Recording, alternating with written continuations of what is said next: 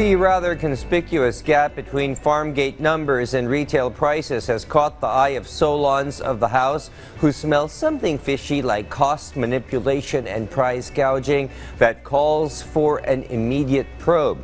PTV senior correspondent Melales Moras has the full details. As the House of Representatives resumed session today, House Speaker Martin Romualdez reaffirmed his commitment to fight price manipulation and profiteering of agricultural products and basic commodities in the country. This amid the reported wide gap between the farm gate and retail prices, which the lower house wants to resolve to protect the interests of both consumers and producers. The discrepancy between farm gate and retail prices of basic goods is alarming and warrants immediate attention. We cannot ignore the plight of our farmers who are struggling to make ends meet, and nor can we turn a blind eye to the burden placed on our consumers.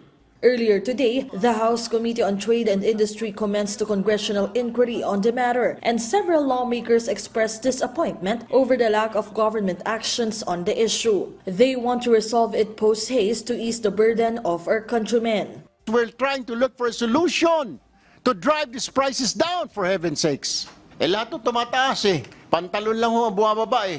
Ang problem kasi natin is not only a short-term issue, it's a systemic long-term issue. Kaya I would apologize kung it's a combination of both short-term and long-term intervention, sir. Wala po akong masabi na very specific na next week bababa na ho yung presyo. But the whole government must address the problem holistically and united how to address the food security problem. In a press conference, Speaker Romualdez warned against traders and middlemen involved in these anomalous acts, as the House will do its best to hold them accountable.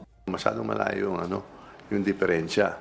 So, i-inquire natin kung bakit ganon. Kung hindi maayos yung explanation, kung masyadong matakaw lang sa kita, sabihin natin, i-moderate nila yan. Kasi kung hindi, talagang agrabyado tayong lahat. At siyempre, may mananagot dyan. Meanwhile, Speaker Romualdez also bared to the media that they will summon past administration officials to shed light on the alleged gentleman's agreement allegedly entered into by then-President Rodrigo Duterte with China amid contradicting statements. The House leader said this is an important issue, so the lower house will begin investigating this very soon. May nagsasabi meron sinasabi wala. So dapat malaman natin ano ba talaga? At ano ba talaga ang kasunduan noon? Kasi yun po ang in-invoke ng China ngayon.